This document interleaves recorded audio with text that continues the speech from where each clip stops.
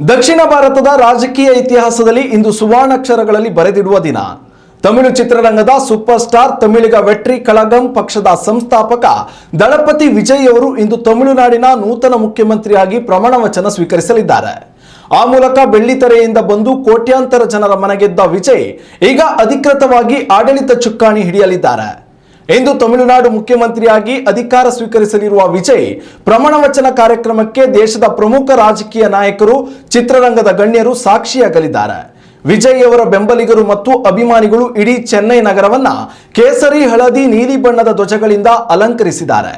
ಇಂದು ಪ್ರಮಾಣ ವಚನ ಸ್ವೀಕರಿಸಿದ ನಂತರ ಹೊಸ ಸರ್ಕಾರ ತನ್ನ ಬಹುಮತವನ್ನು ಸಾಬೀತುಪಡಿಸಲು ಸಜ್ಜಾಗಿದೆ. ಮೇ 13ರಂದು ತಮಿಳುನಾಡು ವಿಧಾನಸಭೆಯ ವಿಶೇಷ ಅಧಿವೇಶನ ಕರೆಯಲಾಗಿದ್ದು, ಅಲ್ಲಿ ವಿಜಯ್ ಅವರು ವಿಶ್ವಾಸಮತ ಯಾಚಿಸಲಿದ್ದಾರೆ. ಇತ್ತೀಚೆಗೆ ನಡೆದ ಚುನಾವಣೆಯಲ್ಲಿ ವಿಜಯ್ ಅವರ ಪಕ್ಷವು ಅಚ್ಚರಿಯ ರೀತಿಯಲ್ಲಿ ಅತಿದೊಡ್ಡ ಪಕ್ಷವಾಗಿ ಹೊರಹೊಮ್ಮಿದ್ದು, ಮೈತ್ರಿಕೂಟದ ಬೆಂಬಲದೊಂದಿಗೆ ಸರ್ಕಾರ ರಚಿಸುತ್ತಿದೆ.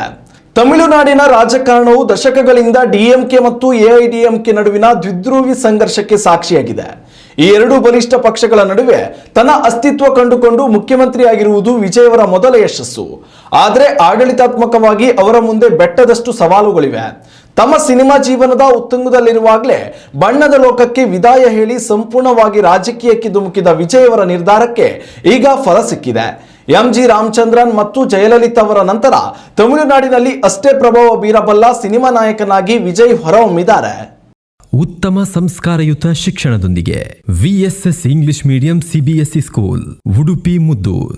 ನರ್ಸರಿಯಿಂದ 10ನೇ ತರಗತಿವರೆಗೆ ಶಿಕ್ಷಣದ ಜೊತೆಗೆ 5ರಿಂದ 10ನೇ ತರಗತಿವರೆಗಿನ ವಿದ್ಯಾರ್ಥಿನಿಯರಿಗೆ ಉತ್ತಮ ಹಾಸ್ಟೆಲ್ ಸೌಲಭ್ಯವೂ ಇದೆ.